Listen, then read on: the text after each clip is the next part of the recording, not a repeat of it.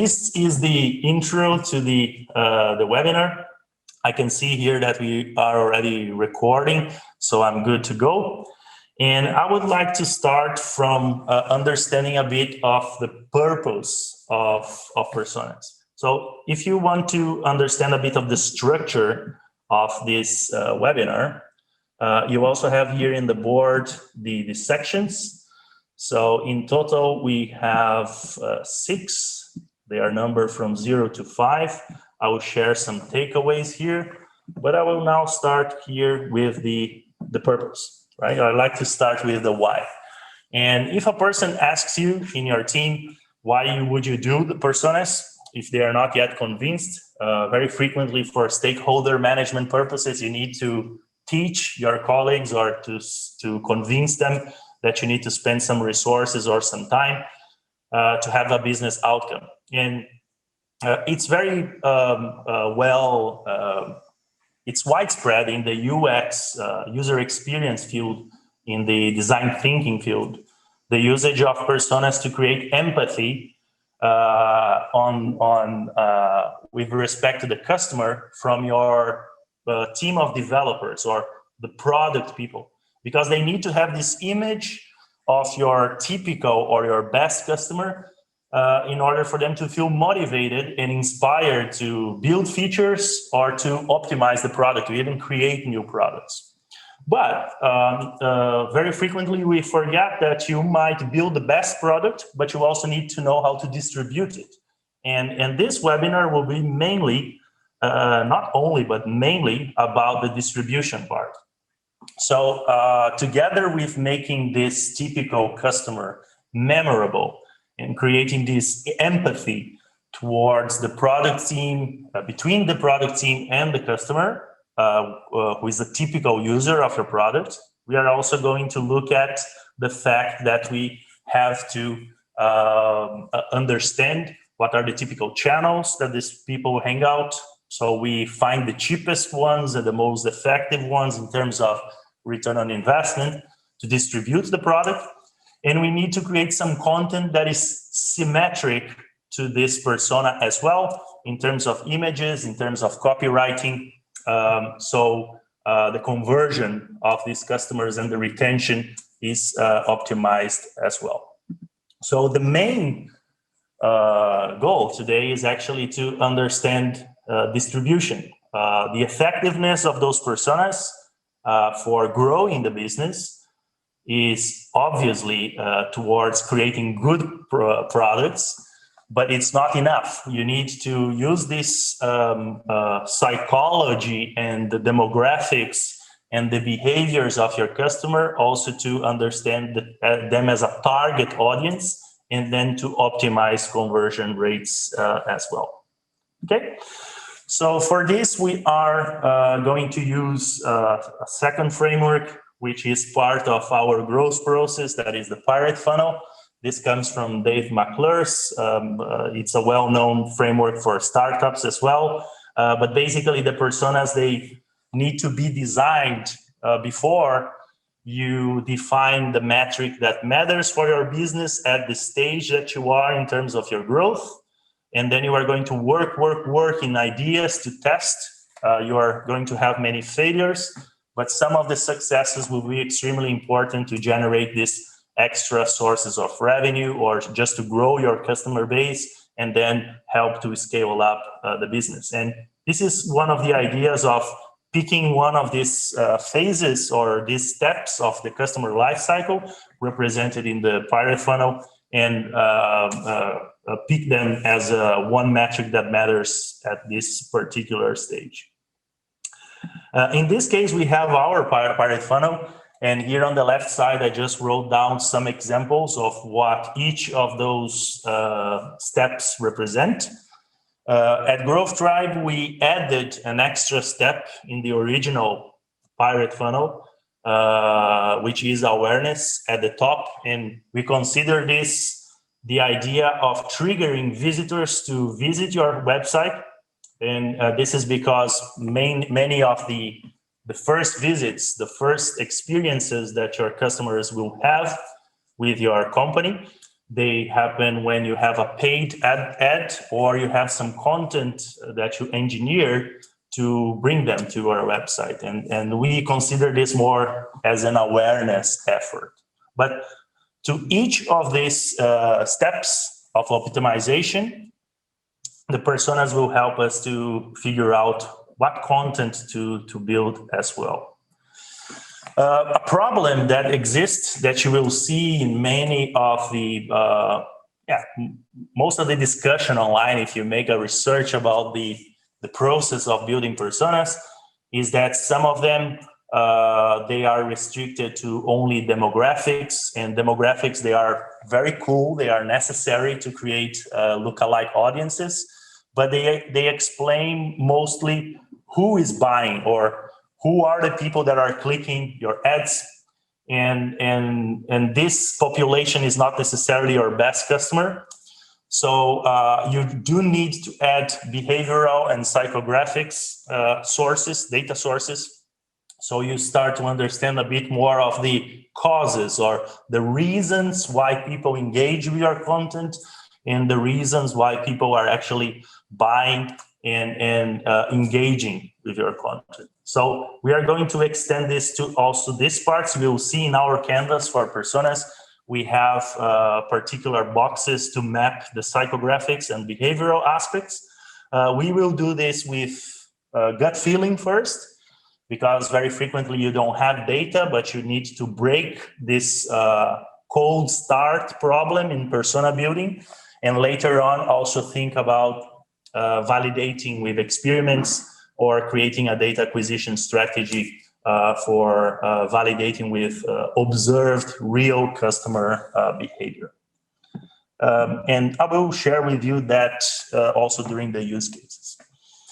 So I need to create some kind of mental image on you, giving you an initial example, not of a persona canvas, but of a final outcome that later on we are going to kind of reverse engineer it to see how they reached this outcome in, for example, a landing page or an email marketing campaign, and where those components, from where those components came from, how they are linked with probably a meeting or a brainstorming session, a collaboration session that a team of designers and product people with marketing people, they did at this company.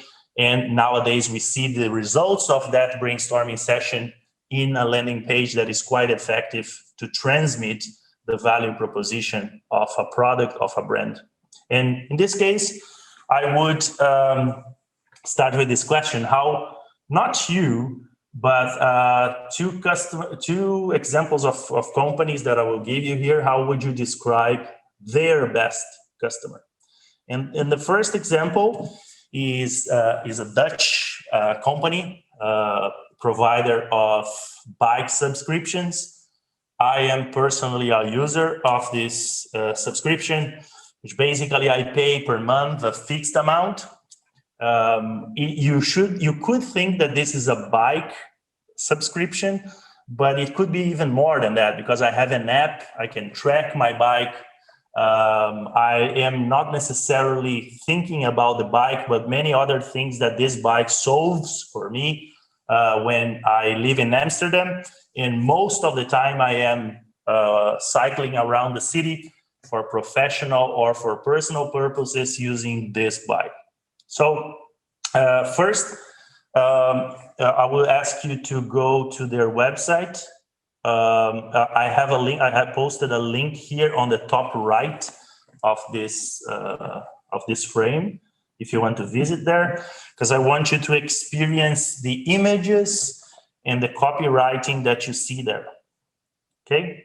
What is interesting there is that in the copywriting, you don't have the word bike in English.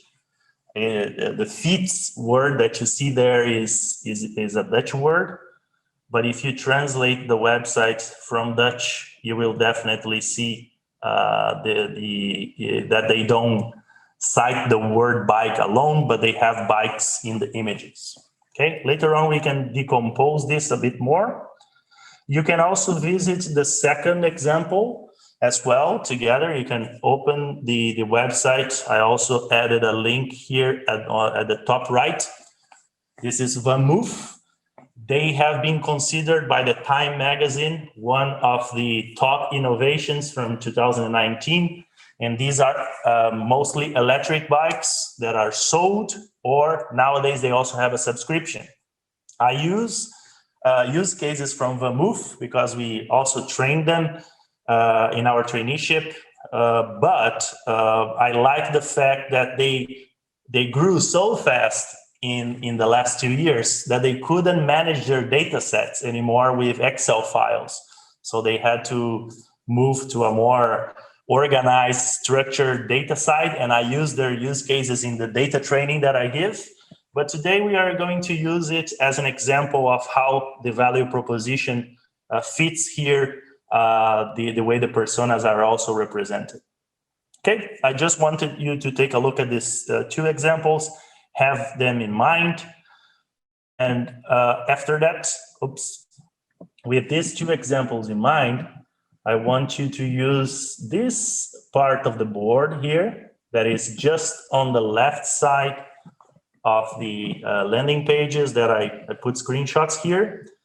And you will see we have 4 columns: geographics, demographics, psychographics, and behavioral. And let's consider a situation that the geographics here is fixed, is just Amsterdam. And I want you to vote using those stars, very similar to what you did in the icebreaker, and tell me which of these brands or services that you saw in the SwapFeeds versus VMUG case is the one providing the service to richer customers. So if you think that SwapFeeds is aimed at richer customers, you put your vote on the or next to the SwapFeeds logo. And if you think that it's VMUG, then you do the opposite. If you think that people are more extroverted when they subscribe for a SwapFeeds than VMUG, do the same. And if you think that people with VMUG, they use more the bike, just in general, in terms of hours, let's say, give your opinion. Okay, I just want to see what you perceive from just looking at the landing pages, and later on we connect this with the personas. What we can see there from let's say the opinions of the public is definitely that VMUG buyers of the subscription, they are richer, specifically because it's something that goes beyond 1,000 euros for a bike. Versus a SwapFeeds that costs, I think, 20 euros or something around that. In terms of extroverted, I've never studied this, in fact, but I have diverse opinions. At the same time that the colorful bikes that VMUG uses, they might resemble more an extroverted person. Most of the extroverted friends that I have, specifically working as business developers or salespeople, marketing, they actually use a VMUG.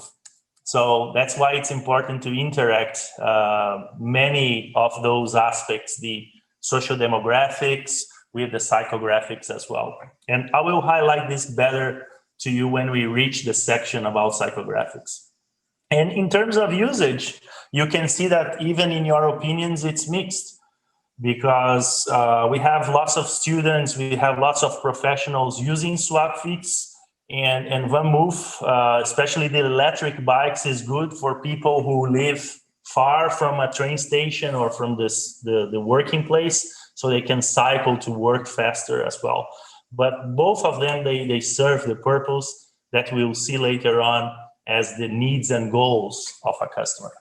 Okay, but it was good that we are able to see from the real landing page that we have aspects that resemble some of these social demographic, behavioral, and what we call the psychographics of our customer. But one of the things that was implicit in the landing page was this one. the needs and goals, or the framework that we usually use to define the needs and goals, which is the jobs to be done. And probably most of you know this, but basically the jobs to be done is something that will help us to understand much better the situation of the customer in terms of what is the actual pain that that person wants to solve with a product. And we usually consider this as the reason why a customer hires a product or a service. This is the kind of wording that we use in the framework itself. So this becomes our main problem. If we just use demographics and some of those psychological factors, we might get information about where to advertise this product, what type of content, what type of words to use, but I don't have the core, I don't have the mapping of the needs and goals. So it's not yet useful for doing proper product market fit to communicate what is the real value proposition. And specifically, when you apply experiments, when you compare variations that target towards the value proposition, the needs and goals and the pains, they convert more than when you simply have the copywriting and the image representing the demographics or the behavioral aspects of this customer. So let's take a look at that together. The solution is actually to add the framework of jobs to be done. So if you are curious about it, you should definitely check the content from the Nielsen group.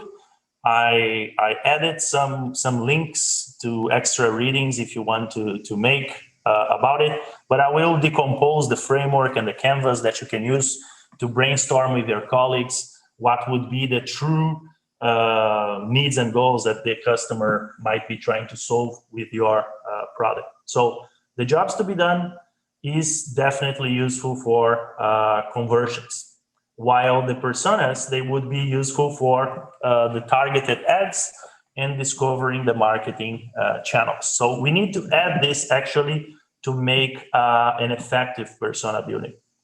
This is the group that the Nielsen Norman group that I was citing before. And here at the top right, you have a link to their articles.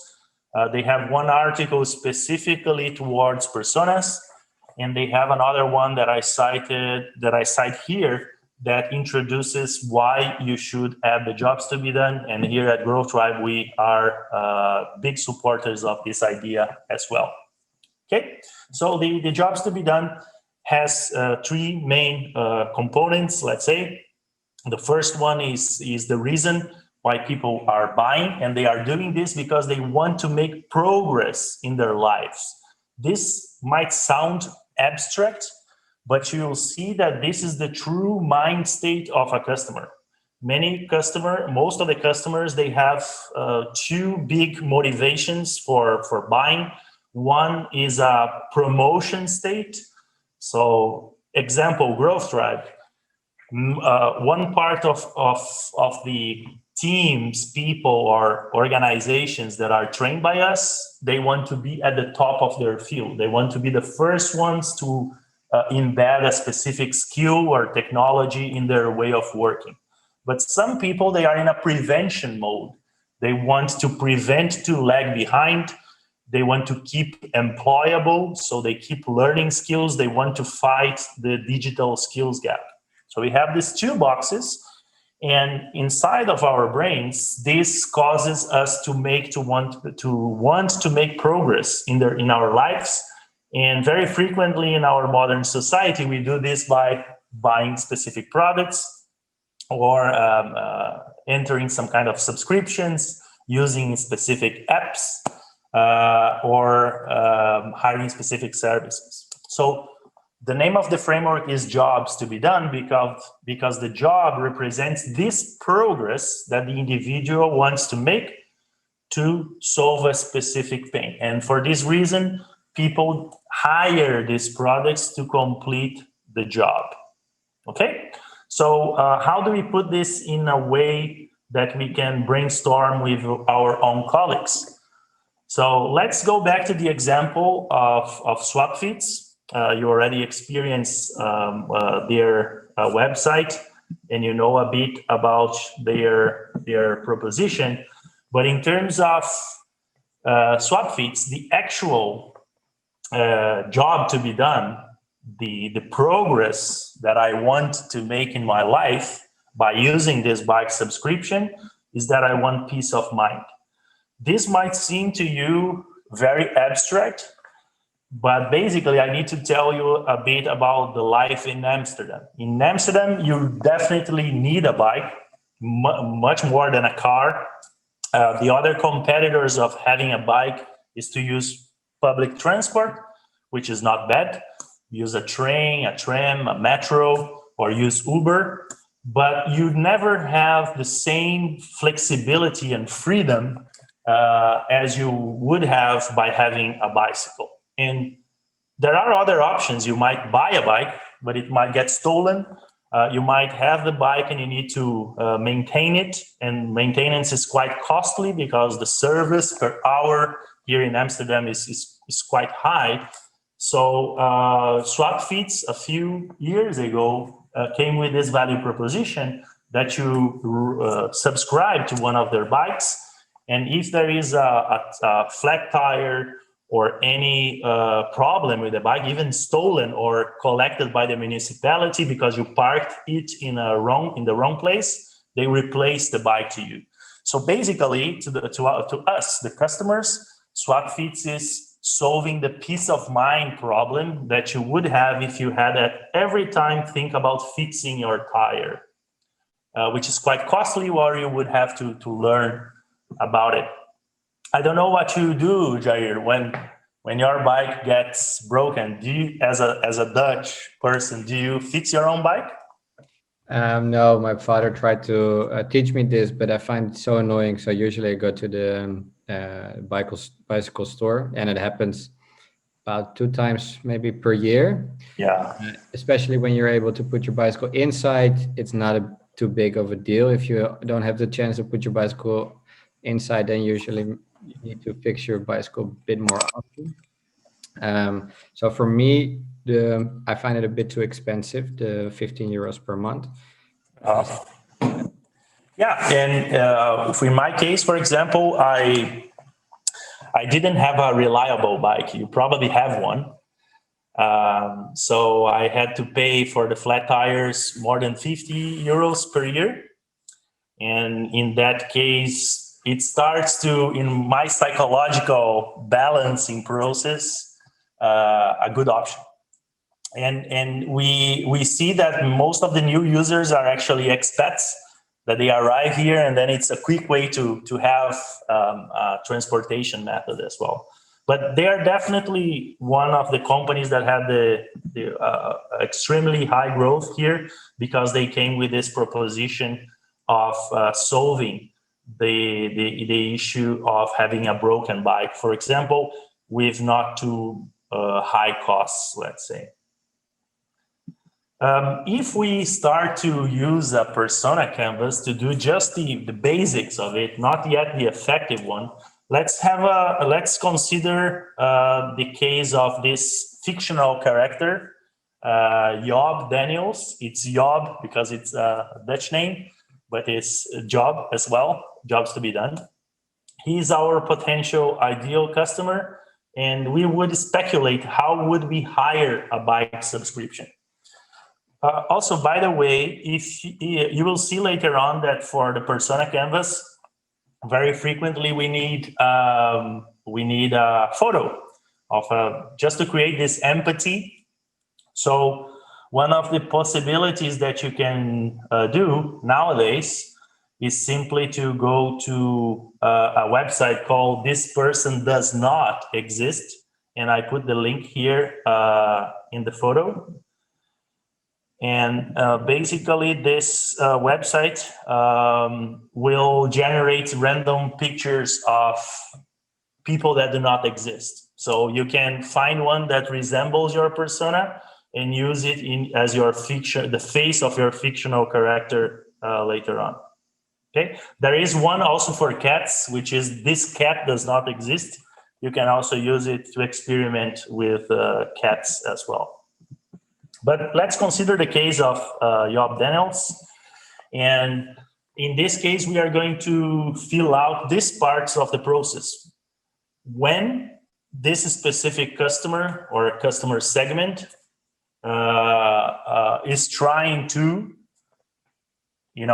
solve some issue or to make progress in his life in a situation that might be a blocker or a bottleneck, they struggle to achieve a specific outcome.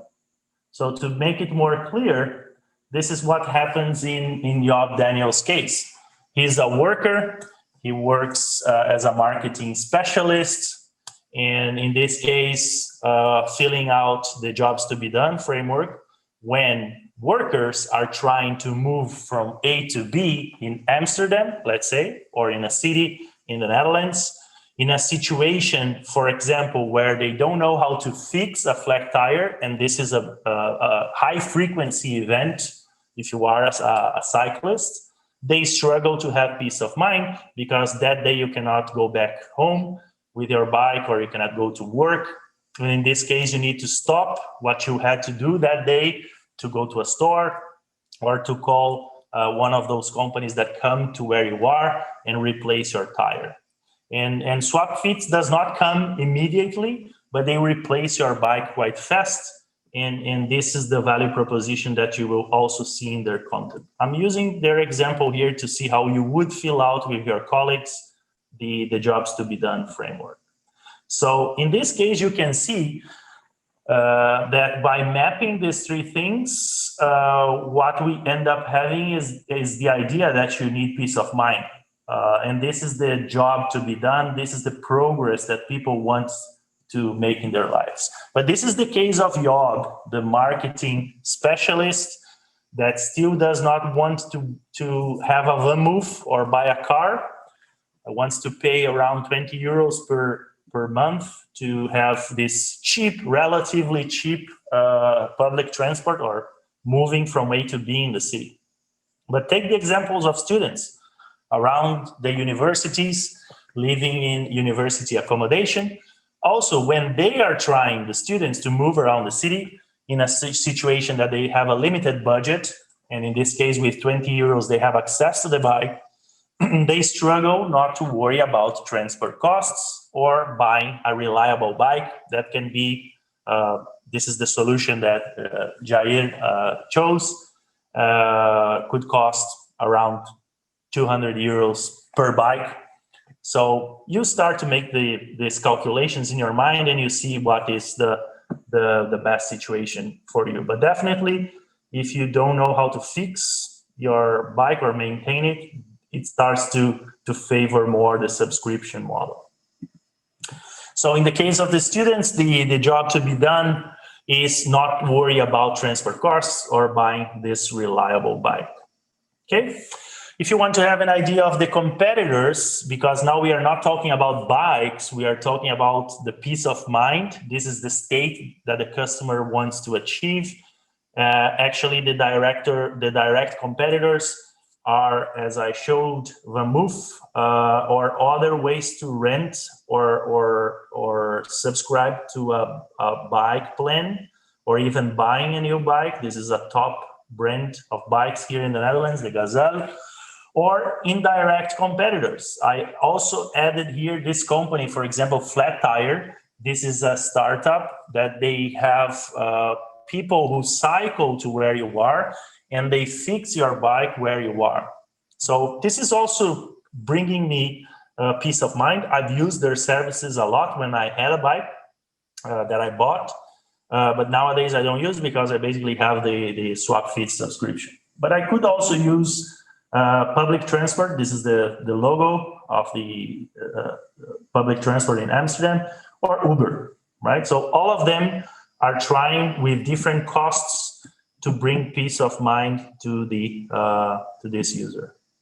And putting these two examples, the marketing specialist, Job Daniels, and the student, this is how we would simply create an initial idea of the jobs to be done framework. This is basically repeating what we did before, but here you have these 3 columns representing the job, the progress that people want to make in their lives, the triggers, and the outcomes. And with this information, we are going to start now. If you brainstorm this correctly, you will start to be able to build content on it, right? Not directly from here, but for example, if you use this other framework here that we call the 4 forces of conversion, you can now borrow from your needs and goals, from your jobs to be done, and start to find out phrases, copywriting that do not need to be the ones that you are going to experiment directly, but they are going to be the examples that your team, of your marketing team, they need to create content for ads, for emails, for the landing page, and so on. So you can see here, this is a classic framework, the push and pull, but here we also added, you can play with anxiety, we can play with attachment, and for example, in the push strategy, you can show how bad their current situation really is, and in this case is how much you hate when your bike has a flat tire and you need to go from A to B in the city.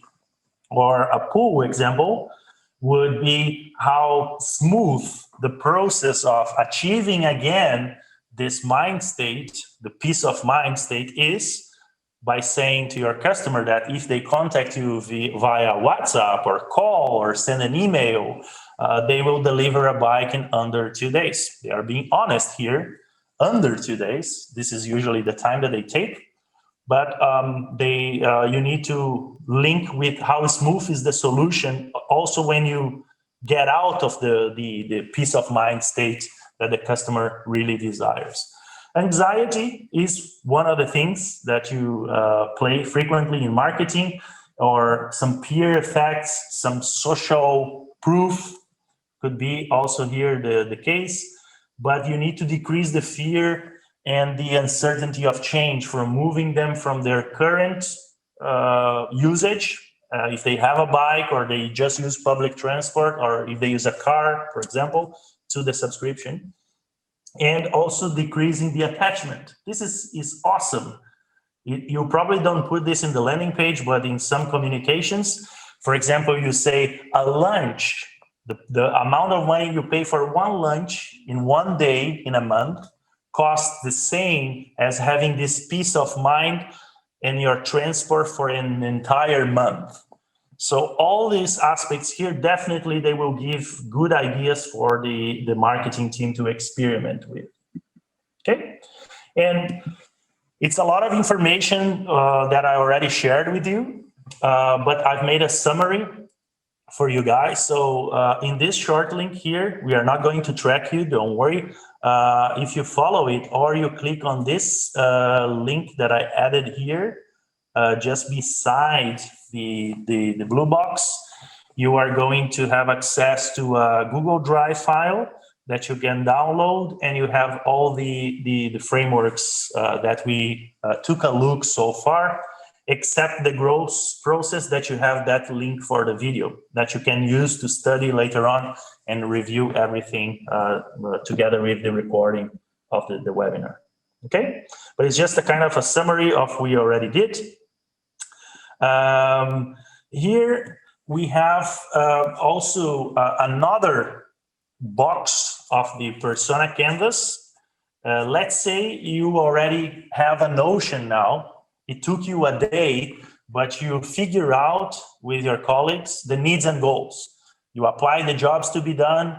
You have now some push-pull strategies, anxiety, attachment, things to think about to change your landing page. But then we need to move on to the other part of persona building. That is, where are these people? what other products they buy, and which channels, marketing channels they are using, so I can have my ads or my communication circulating around this. So for example, in the case of SwapFeeds, here we definitely need a subscription for a gym. So OneFit is a subscription that follows the same peace of mind idea of SwapFeeds. I can go to any gym in the city if I subscribe to OneFit. I definitely look at festivals, beer festivals, music festivals. I also try to sell my tickets when I don't need them.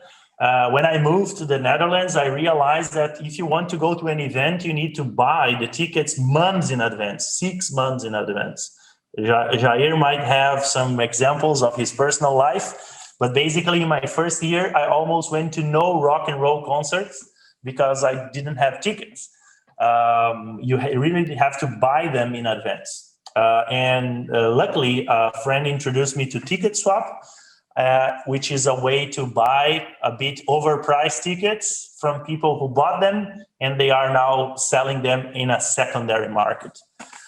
We also have HelloFresh, which is basically buying fresh vegetables and ingredients for cooking your own meals. Market Hall, which is a centralized market for food stores, and Facebook events. In order to remember to buy those tickets in advance, very frequently you use some kind of tool like Facebook events to notify you when they start to sell the tickets and buy them. All these examples are SwapFeeds related, but basically you can do the same to now move to the case of your product. Later on, I will also show you some tools that you can use to get this information about when people search online for a specific topic, where are they visiting, which kind of websites they are visiting. Okay, let's forget the bikes for a while. Let's just show that this procedure is a bit more general and goes to even businesses or peace of minds or pains that have been around humans for more than 1 million years, which is fire, producing fire to grill the dead carcass of animals, right? And this is one of the things that Weber, this company that sells grills, does. Surprisingly, when I was thinking about this use case, this weekend I went to a store to buy some plants. And one of the things that I found there was one of the Weber's grills.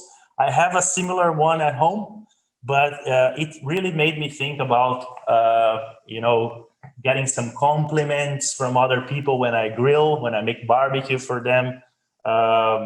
Also reminded me of having my colleagues around me. We will do this as soon as the relaxation of the measures here in Netherlands, they happen. But I try to use this example from Weber to show that we could try to find out the same kind of needs and goals, jobs to be done effect. And this is one of the things that you can even interview some customers. You don't need extreme amounts of data for that. UX designers, they usually say that if you interview 5 typical users, you already see most of the bottlenecks and pains. And we actually have some of the quotes of customers from Weber, and you can see here that they cite the word grill, but most of them, they are actually aiming at other progresses in their lives. They like to receive compliments. They like to be creative. They like to feel the aroma of roasted meat and so on. So definitely this is something that you can brainstorm with an empathy map of this kind that you see here. And you can also see it in their landing page and in the website. Weber is not anymore a company that only produces grills. They have all the accessories for grilling. For example, remember, one of the typical users says that they want to be creative. So if you want to be creative or receive compliments, you need to do things different when you are doing barbecue. So they also sell accessories, and they also have now webinars or workshops that they teach you specific recipes of American barbecues and other types of roasts. So this is how it reflects in their content here as well. I just wanted to, who put this Brazilian? Yeah, I am from Brazil, from this region here in the South. So we are the gauchos or the cowboys of South America, and we definitely are lovers of barbecue, definitely. Good. So let me share here some tools that you can use to get information, to get data on these things. Even if you don't have yet a huge customer base, we used to suggest Facebook audience insights, because there you could see what type of users and their characteristics liked specific brands or groups. But this is going to be discontinued by Facebook, I think in July. Most of the companies nowadays, they are using for analytics tools like Mixpanel, Amplitude, HubSpot. Maybe some of them you already use. But this one, SparkToro, is good for taking you out of inertia if you need inspiration, because basically you can do this now. I will not do a demo here, but if you click this link here, it will take you to their website, and there you can choose a topic. You can make a search about the topic, and then it tells you what other related topics do people search online, or which other websites they click when they are also interested in other specific websites. So you can start to find patterns by yourself as a human, just connecting the dots. And for now, getting inspiration for this gut feeling approach for the next step of experimentation. So definitely check SparkToro. You need to do a very quick sign up with your account, let's say Google account, a Gmail account, but it takes a few seconds, and it really worth the amount of information you can get there. Is quite good. Okay, so if you look at the structure of our webinar, we are here in the personas. This is the core of it, because most of the effectiveness of personas will come from a proper jobs to be done approach. But let me go now to the psychographics part, which is another box in your canvas. Let me just show the canvas here again. I actually didn't show the canvas in the screen, but we already went for number one. I showed you how to idealize this fictional character that represents your best customer, best type of customer. You also know where to get the picture. We look at the needs and goals. So for example, here, we went to the SwapFits landing page, and we tried to guess the jobs to be done. Even before we knew what jobs to be done was. And we took a look at how we can brainstorm on which offline and online places these customers they go. We also, with SparkToro and other similar tools, you can speculate on the behaviors of these users. We will take a look later on. And now we are going to look at the personality type, this number 5 over here, which is not important much for the product optimization, but it's quite relevant for the distribution again. Okay, so let me start with this game here. Probably some of you already played it, but I would like you to try to guess who this person is. Born in 1948, male, grew up in England, and so on. So read these socio-demographic characteristics and try to come up with the name of the public figure that is represented here. Good. So what is interesting, thanks, very helpful, And what is interesting here is that we have the case of Prince Charles definitely there. And until a few months ago, they really matched in all these social demographic characteristics. The second person is Ozzy Osbourne, the former vocalist of Black Sabbath. But what is interesting is that we know, as they are public figures, they have completely different personality types, despite the fact that here we can also see that they have very common social demographics. So this is mainly telling us that if you target your audience based on social demographics only, what we are going to do is a poor personalization, right? And when you start to map the psychographics, this doesn't mean that you are going to produce features or products and content only to one specific personality type, for example. But in the beginning, especially for a startup, it's important to vary, to create variations for different audiences in terms of personality and test which ones they convert more. So you build upon these findings. Here I have an example of not from a startup, but it's from the insurance industry, and how 3 different variations of personality types, the extrovert, the introvert, and the agreeable, they might be a fit for the peace of mind or the mission, the progress that an insurance product might bring to the person who buys the insurance. Okay? So in this case, you produce variations initially for each of these personality types. Obviously, you cannot do for all. You need to brainstorm which ones you should focus, but experiment a lot. So you can see here that the extroverts, they have images showing gregarious people, hot colors. They have also calls to action here with exclamation marks. The keywords are enjoy or party. So we also have words that are associated to these traits. And in this variation, we exploit them in the content.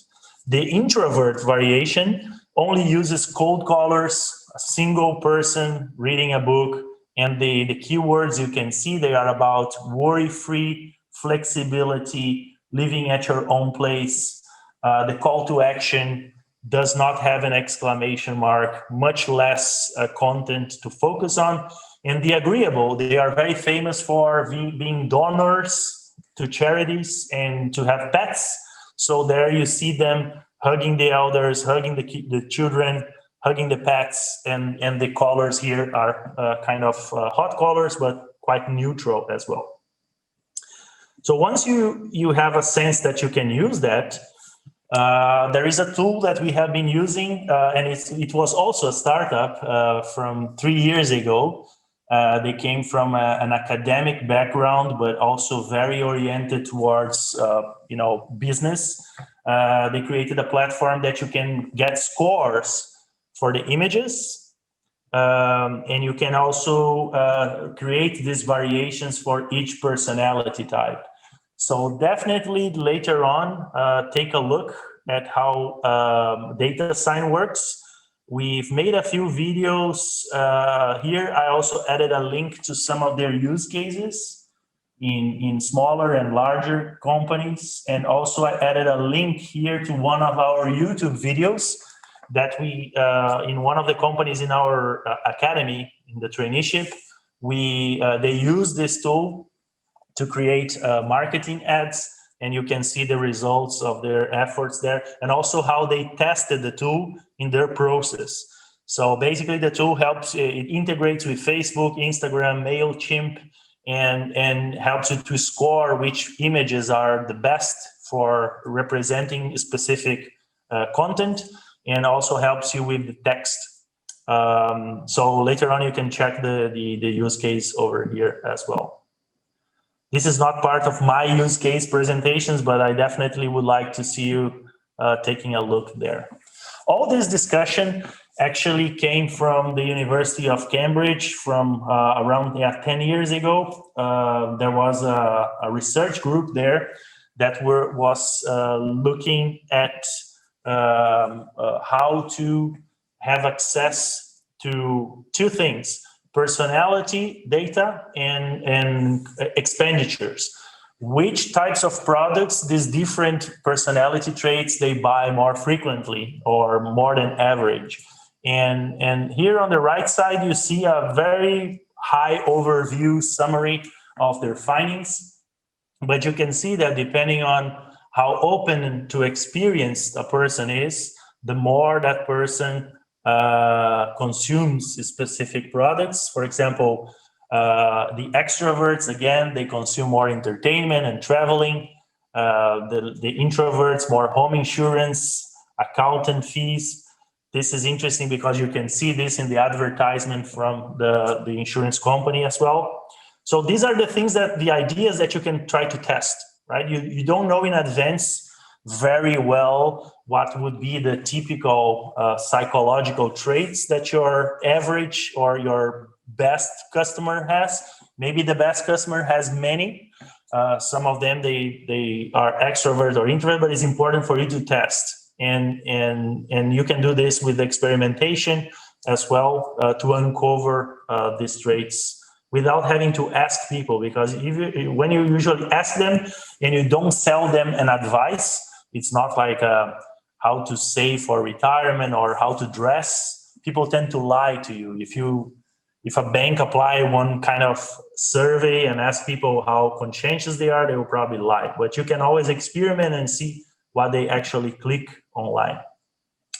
This type of research has been validated in many ways. You can see the history of the field by following the content from the Psychometric Center at the University of Cambridge. One of the cornerstones of this research is this database, my personality database.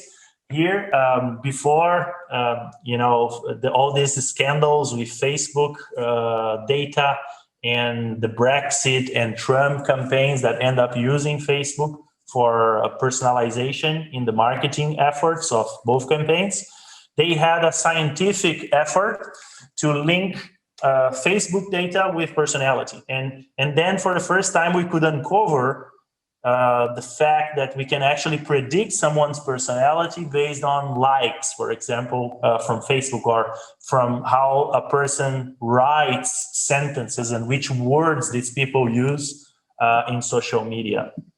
So I'm using this example here to show you that there is a link between personality and content that people end up producing. So here in this frame, I added a link as well to a video that I would like you to watch later on from Sandra Metz. She is one of our favorite researchers, academics that we follow here at Growth Tribe.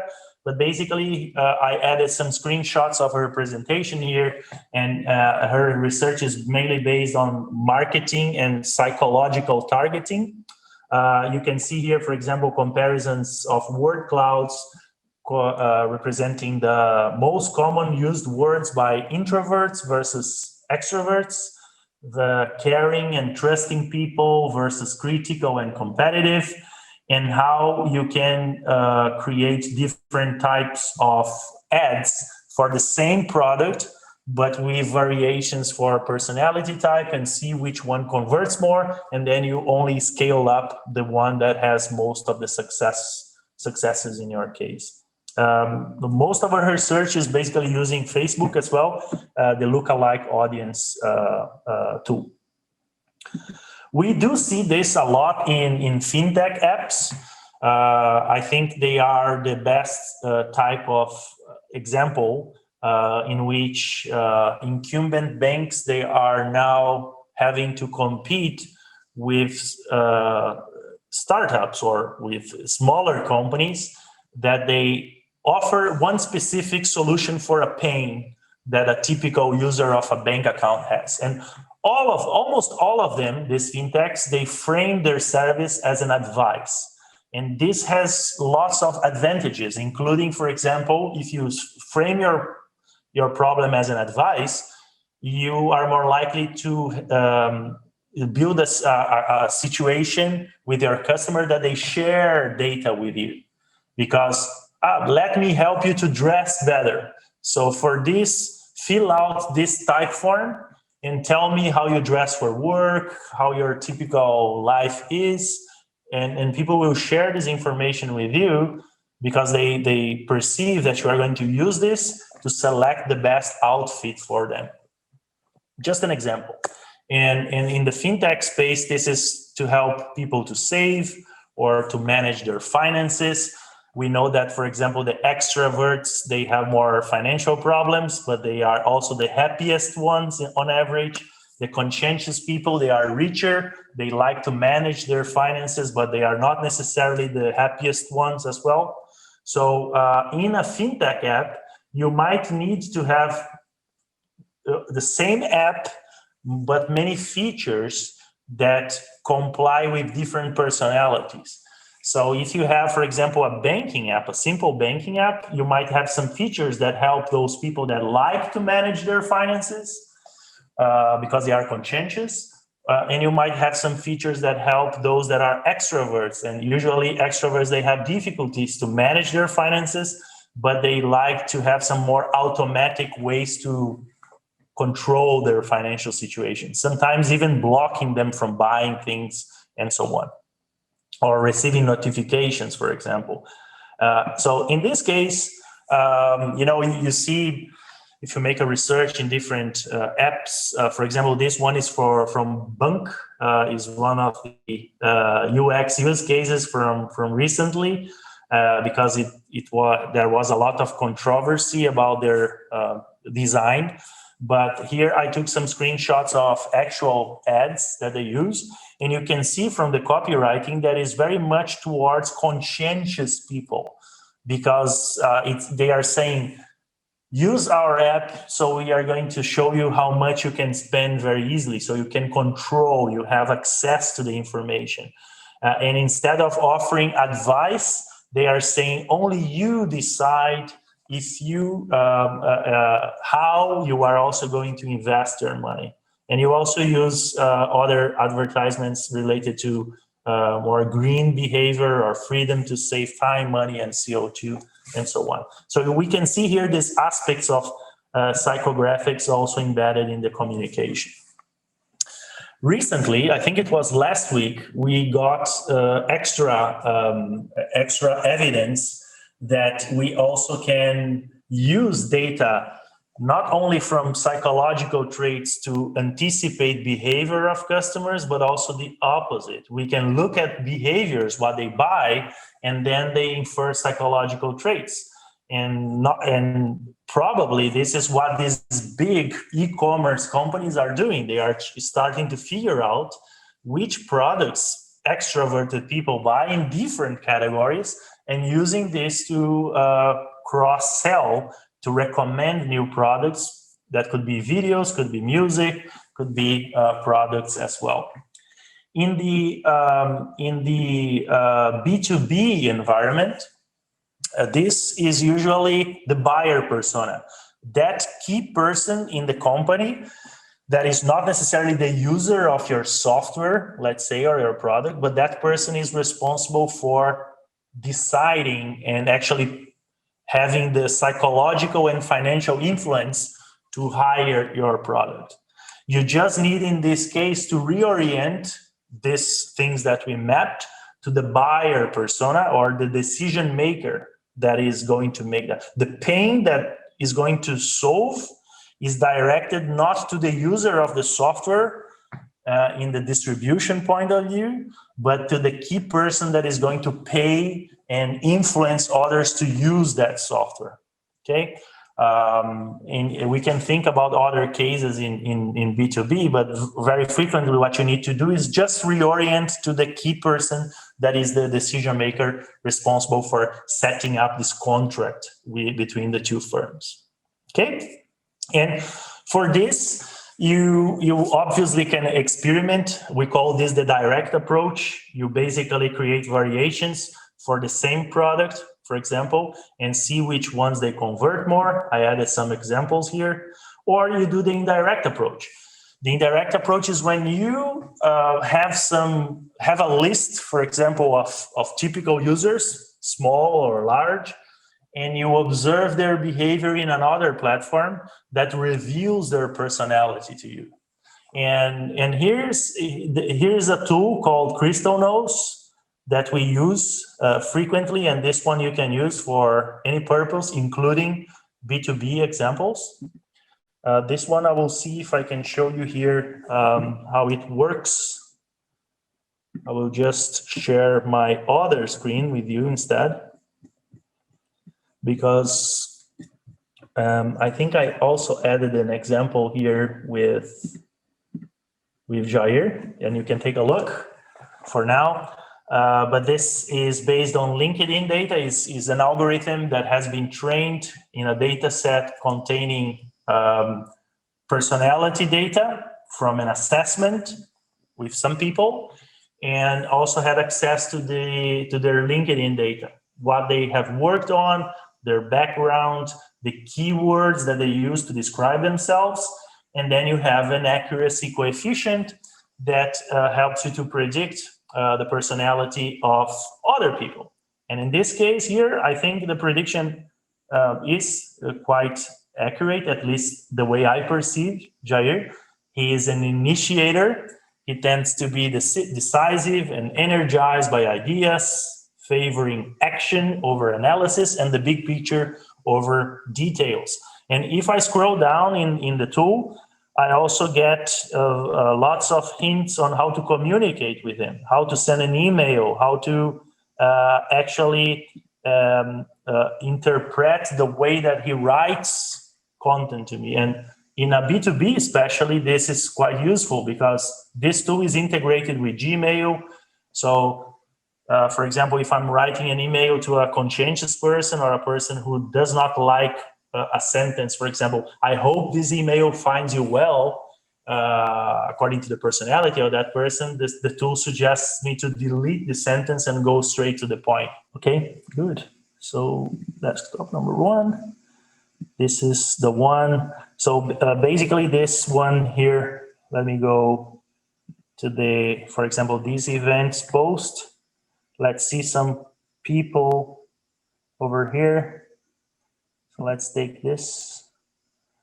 And here on the right side, this is my colleague Hassan. And here I have this plugin that is going to scan his link, his profile, and will give me an assessment similar to the one that I got for Jair. It might take a few seconds, but it's going to give the results.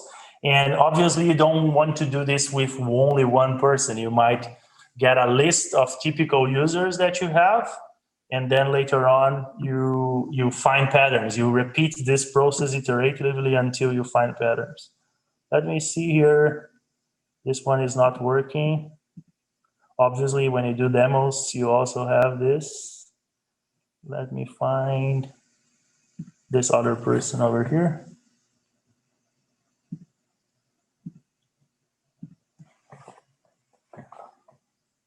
Yeah, it's just loading. So I will go to the next step. I don't want to lose time here. Once this loads, I will come back. This is what always happens when you are doing demos. But let me go back here and share my Miro board. And I will come back to this later on. But Crystal Knows is one of these tools that helps you to assess the personality type for inspiration as well. Do you see the Miro board now, Jair? Yeah, good. Okay, good. So last thing here on the process. Let me give you some examples of experiments using everything that we saw so far. So what we are doing here is this part. We have the persona segments that we built, and now how we make this link with the pirate funnel and with the experiments. First of all, you have the possibility to use our app, the Growth app, So if you want to try it out, just go to this link over here. But what I want you to grasp is the example, and you will see that you can even control and manage your experimentation process using Miro as well. If you have there the personas, you have all the canvases and so on. So, for example, when we launched a course in 2017, a new course, it lasted a few years, the AI for marketing course, we had two personas, one that was more in a promotion state, another one in a more prevention state. And we took examples of this population of potential buyers. And some of them, they simply were at the top part of this DISC assessment, more dominant or influencing. And then they would receive this link in their email marketing campaign. And these ones, they would, the ones at the bottom, more calculating or static. Nowadays, I think they call this the conscientious people. They would receive the blue variation. All the users that we would find an error or we simply could not accurately assess the personality using Crystal Knows, we would send a blank canvas as well. So the business as usual landing page. A few months later, we launched another product, Growth and AI Traineeship. And this one was a big surprise for us because we got more than 2,000 applications. This one was basically a product that we would match a company with a talent, young talent from our talent pool. And we received more than 2,000 applications from candidates. And for the first time, we didn't have resources internally to screen these candidates. So one of the things I did is that I took the data from their applications, including the motivation letter, and I knew also which channels they saw our advertisement to apply for our traineeship. And the first thing that I could grasp, obviously, simple analytics, which were the most common channels. And we were also able to match this with data coming from the marketing campaigns and look at how much they costed each good candidate according to the classification of our HR team, the humans, was costing to us. So from Facebook, more than €8, and from Instagram, more than €12, almost €13. So just keep these numbers for now, because with the first round of applications, we could start to find out their motivations and which words they most typically use. I could start to uncover the behaviors and the psychographics and even the jobs to be done, why they wanted to apply for our traineeship. And here you can see it's just anecdotal evidence. We have people coming from engineering backgrounds on the right side. And in the motivation letter, they wrote just experience, just one word. And on the left side, you have people from psychology, sociology, that they end up, telling the history of their lives in the motivation. So we definitely had more data about these guys, but started to give us a sense also of the type of people that were applying. After I looked at the most commonly used words by the best applicants in their motivation, we started to see that they said three things. I want to live in Amsterdam. I want to be trained by Growth Tribe and get paid by a company. And with this, and I want to also learn AI. Okay. So we took these three things and we started to add them to our marketing campaigns. And after we did that, it's not a proper A/B test here. I need to be honest with you, but it's more like a before and after comparison. It could be that in the second cohort, we were more famous in this product. So we got also better candidates. But anyway, the decrease in the cost per good applicant was sensible. And we believe that this was mainly because of the personalization to the persona that was aimed in this course. As you can see here, we have a reduction to €2.86 and €5.29 compared to the previous numbers. So I think that text mining, looking at the words that your customers they use in customer reviews or interviews is a type of data that marketeers are not using, and they should, because nowadays we have access. In most of our courses, we don't teach code. We like to take people from the line of business and make them more analytical, but by using the so-called low-code tools. So 2 tools that you can take a look are Orange. This one is from the University of Ljubljana, is open source, and you can do lots of things in statistics, data cleaning, machine learning, text mining as well using this tool.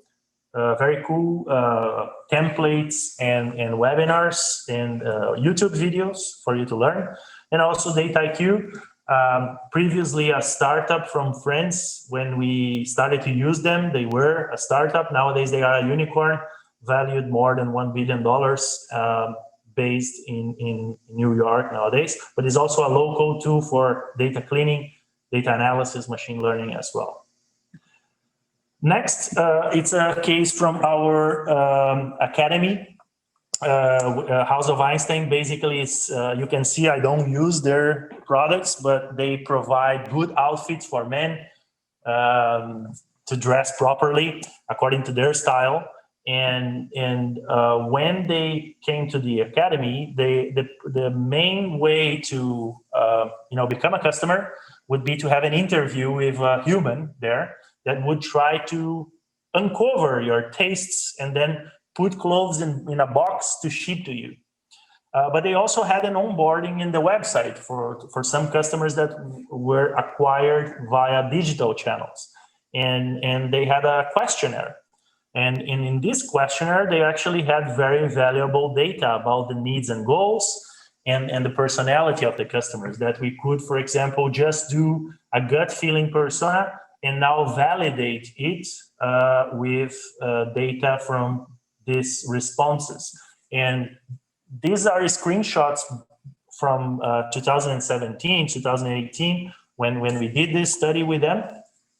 They still have an online questionnaire today in different words, but you can see that there were 4 steps, and in which step the client would click in the image that represents that mirrors the behavior, right? So how the person dresses to work, how a typical work is to that person, why do you want to try our service? So this is here a lot of information that we can use to validate a persona. And we put this into a machine learning model that is not very complicated. It's a K-means algorithm. But basically, they discovered that they had 4 personas intersecting with their previous idea from their gut feeling approach. But now they could validate them, and they could reorient the process of putting those clothes in the box to wow the customer in the first box. Because in the old process, they would have a new customer, and this new customer would be randomly assigned to one of the experts. And now, with the data, with the responses from the questionnaire, they already had a classification, a labeling, an initial labeling for this new customer based on what the algorithm thinks or the system now thinks based on the previous customer's data. And we send this new customer to an expert in clothing in that specific segment. So the idea here, the hypothesis is that the quality, the personalization will be higher than when they were randomly assigned. And they discovered that they actually had 4 personas, 2 of them being more business oriented, 2 of them more hipster. And with that, they definitely improved their onboarding system and the conversion, the wow in the first box. And next to that, this is how the process was redesigned after that, because now you know what's the typical segment you need to assign each customer. You can match with the expert over here. This is what I said before. Another typical, this is not our use case. I saw this in Dublin in the Facebook conference, but comes from Katawiki, an auction house online portal here in the Netherlands. And basically they have data on people's preferences to bid for specific products in their website. Typical case for building some kind of clustering solution and getting some insights. In this case here, they found 6 personas, actually 8 personas, because they also had 2 other small variations within these personas. But basically, some people were more interested in coins and stamps, like collectors. Some people more in art. Some people wanted to buy things from superheroes, and others luxury goods, with some variations within these segments, people trying to buy some differentiated alcohol or some books and so on. But the interesting thing here is that before, they tried to accommodate all these variations that they had from their gut feeling in thousands of different ads. And after creating the segments, they could be much more precise. They decreased the number of campaigns to 264 because there's a lot of heterogeneity, but it's a much smaller number compared to the 3,000 that they had before. And you can see here that in the metrics in terms of reach, conversions, and return on ads was much higher. So I'm not talking here about super complex data. This is basically some kind of CRM data that you might have now, or if you don't have, it's good that you see that this is possible. So you start your data acquisition strategy with a proper vision from the start. This is the last use case. It's a crowdfunding platform that we also helped. Basically, it's for artists here in the Netherlands to find donors for them to write books, to prepare for gigs, to paint frames and so on. And they have a few categories. Just by using data from HubSpot, recency, frequency, how much they donate, and to which categories they are already donating, we could find out that they have actually these 8 segments. And they started to produce content, especially for the power users. So the power users are those that they, for example, donate to photographers and painters. And we also know that those who donate for photography and painting, they do not donate for other categories like music. So you don't spend much time and effort, resources in specific ads when you know that people have some interest in music and in painting and photography and so on. So you kind of can observe the customer journey, because if you know that this guy here, these numbers, they represent the categories that they donate. For example, category number 4, if I remember well, is photography. Then you know what types of other campaigns these people might donate in the future and which ones they might not. So as time passes, you know the average expected amount of donations and which categories people tend to over and over donate to. Again, everything coming from HubSpot data, not very complex, but you can use this to validate with data the personas, or to validate the personas that you previously built with gut feeling, as I showed you before. Okay, so this is the section with the experiments.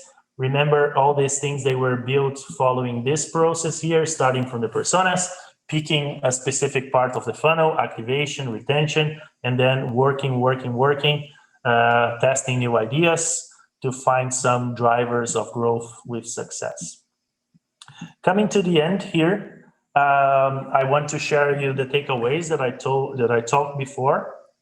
So I will ask Jair if you can unlock or show what's the content here for me. So 3 things that you can have access later on that I talked here. One is the growth process. This is for you to understand that flow from the prerequisites in which the personas is one. For inspiration, take a look at the Growth app, how we make the management of your experimentation from the ideas, prioritization, and testing You can always build your process here within Miro. And obviously take a look at the persona canvas that we used during the presentation as well, as a way to review the components. An example of the one that you get from our bundle, it's here. So we went through these steps. This is a more enriched version to the one that you saw there, but now you are able to fill out your own version using Miro with these components, and you know where to search for more information in each of them. The other thing is that you don't need to use this just for B2C or B2B variations. Remember, in the B2C context, you are definitely looking at the end user of your product. And in the B2B, it could be that you focus more on the buyer, the person with psychological or financial influence in the company to buy your service.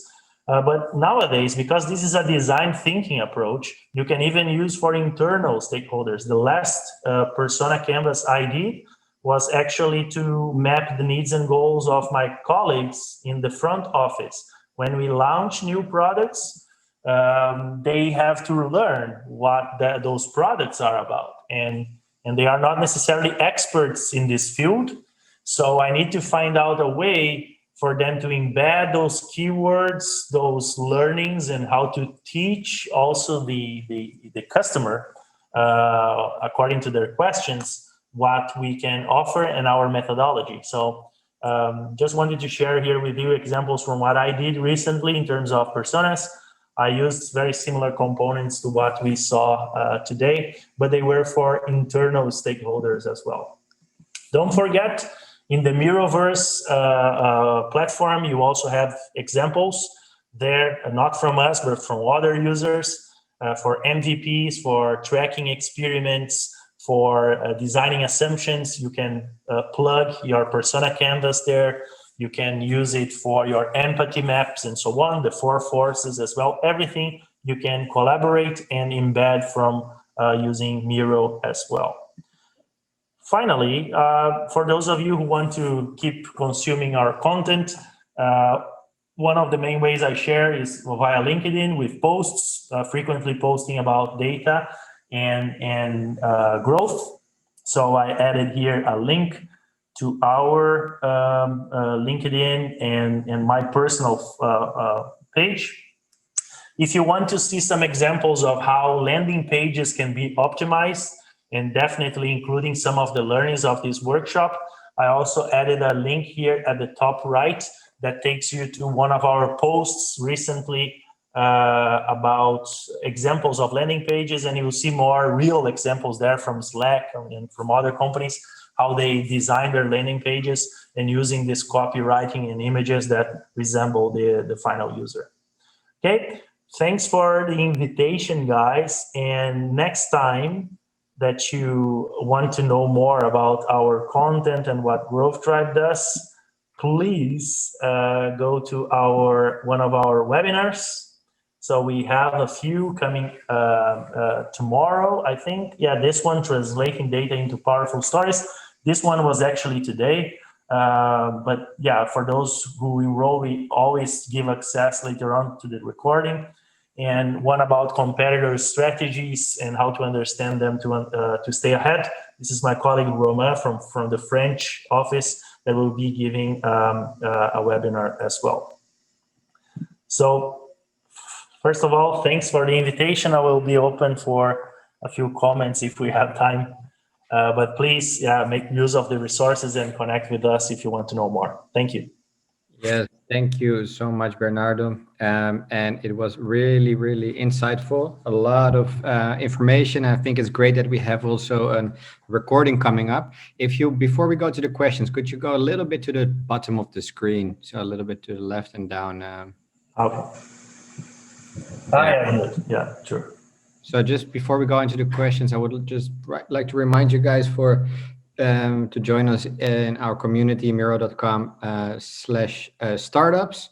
And also we have a new event already live. It's about how to humanize the team process. So just click there and get your ticket for the next event.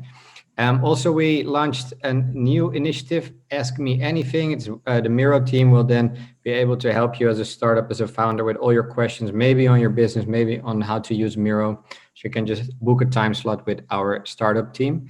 And the last thing is, if you want to connect, please find me on LinkedIn as well. And then I would like to go to our questions, and I just put the board down for the questions to see if there are some more things coming up.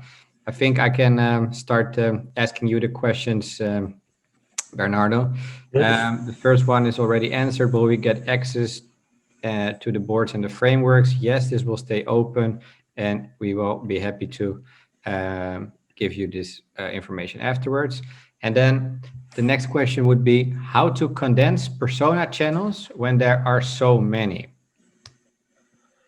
Yeah, so you always have a trade-off between personalization and costs, right? You saw in the Katawiki case that they were trying to, achieve those 3,000 variations. And by looking at the data of the real users, they could find clusters of typical users. So this is one strategy, but it depends on you having a CRM database of a bit of data from your users or from a competitor to be able to find these patterns, these clusters, and then you are able to reduce. A lot of data analysis is about a very technical term called dimensionality reduction. But basically, this is to find similar cases and group them together. And this is the inception for all the recommender systems that we have now in Spotify, Netflix, and so on. So this is one strategy that depends on you already having some data and some people that can do some advanced analytics there to do that. The other thing is that if you don't have an analytical tool in your company yet, you will have to rely on humans. And in this case, you will have to do some kind of brainstorming of this segmentation as well.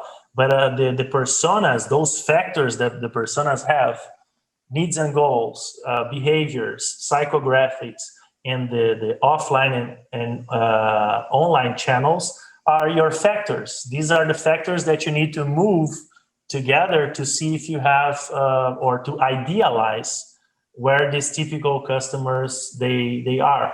If you have too many personas nowadays, just pick them, put them in a list, and then you start to analyze, you as a human, which factors they match. And then you count the number of matches that they have in these pairs and try to see if you can create clusters as well. The same thing that the algorithm does, but human-based. The thing is, we are using more data analysis nowadays because the databases are also large and it becomes impossible for a human to look at. Why, for example, House of Einstein didn't know that they had those 4 personas?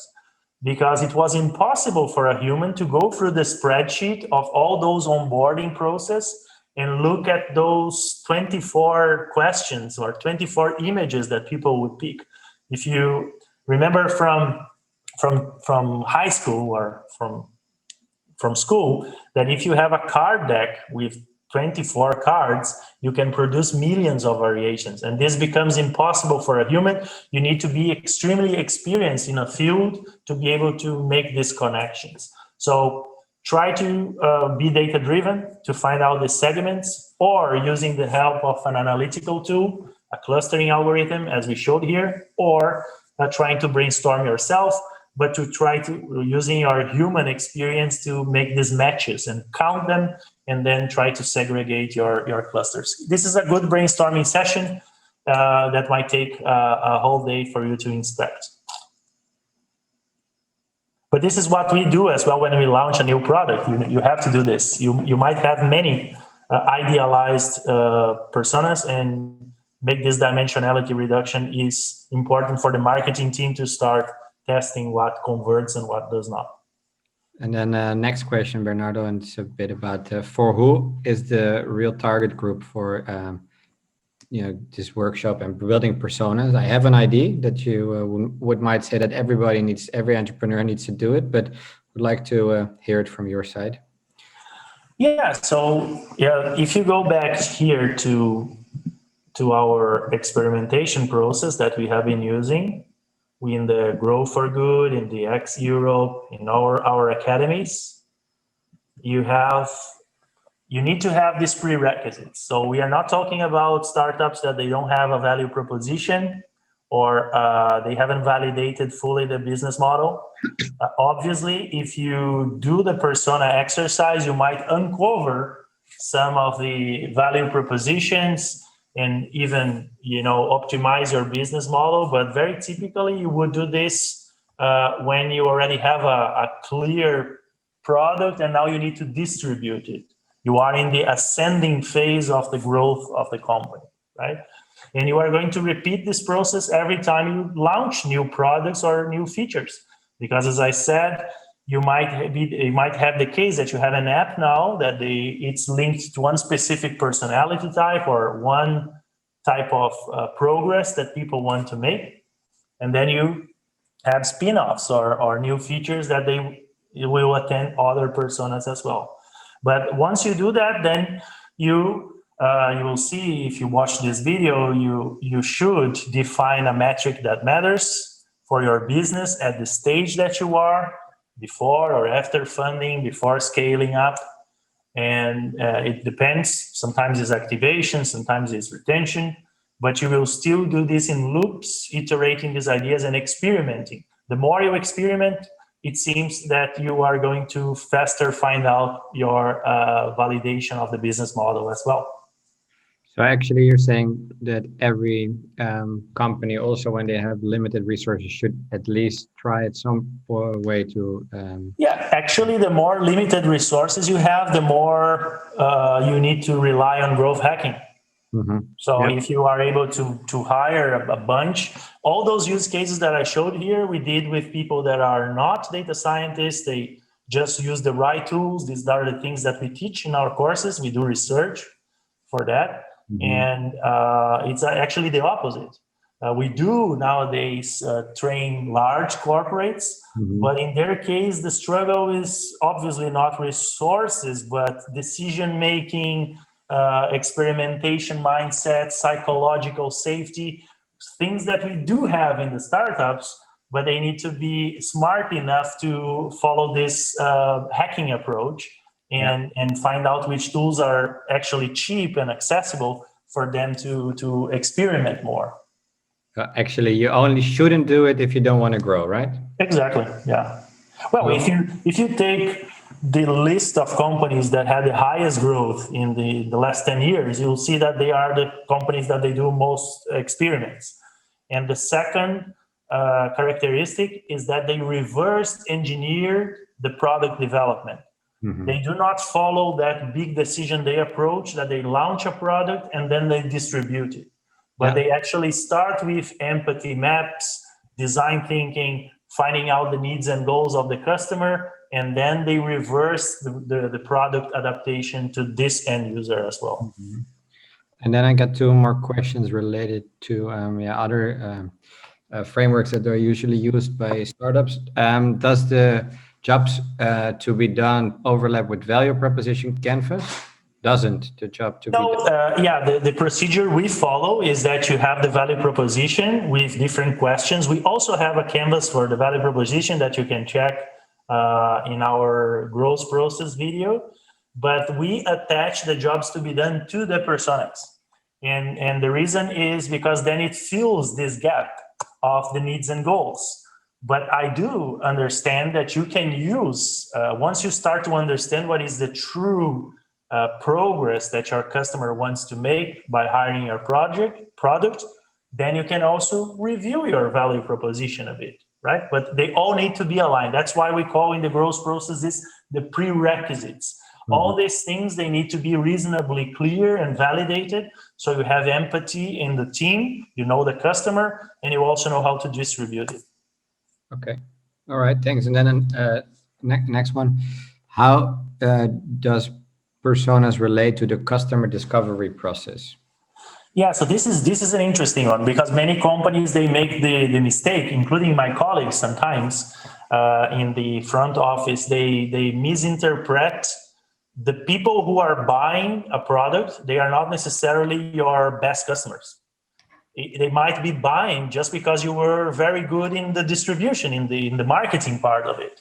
But they are not actually the guys that are profiting a lot from experiencing your product. So obviously there is an intersection between buyers and the typical best users, right? And you want to use your marketing to make this intersection as big as possible.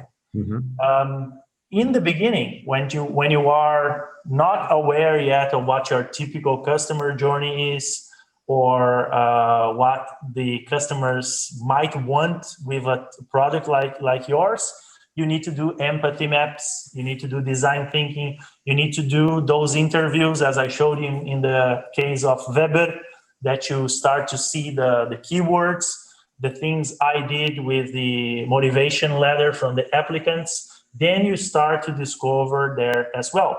Then you will create some traffic to a landing page that could be just an experiment. We teach how to create a landing page in 15 minutes and put it live. You go to Usability Hub and see if people understand what you are actually offering in that landing page. And then you start to discover. But you are going to take a long time to discover if you don't apply this iterative approach with the experiments as well. All right, thanks. And then if there's no other questions from the group, then I will ask my question that I had. How is persona building different for SaaS companies? Yeah, so for the SaaS, the main difference is that you need to flip a bit the targeting from the user to the buyer persona. Okay, that's what I wanted to make the reference when I said the person who has psychological or financial influence over others to decide to buy your service as a subscription, for example, or your consultancy, whatever thing you are selling. Imagine a software company. The landing page, very frequently, in my case, for example, data science tools, they do not focus on the data scientist or the data analyst that is going to use the software, but they focus on the strategist, the leader that wants to make the company more data-driven. So if you read, all the copywriting is all about your path towards a data-driven way of working. It's not talking about the algorithms directly or artificial intelligence in the technical sense, but it's all about what progress your company can do by hiring our service. So it's targeting actually at this decision maker, the key person, the buyer persona in the B2B side. All right. So for me, it would mean then for the startup program, I would have to portray the startup program as a way that the startups that are part of the program, how they can scale by being part of our program. Exactly. Yeah, this is very much what we do. For example, when we train these startups in the ex-Europe, I had the opportunity to work with a cohort only in AI-based companies with natural language processing, image recognition for agriculture, for many types of business, and they were focusing on the end user.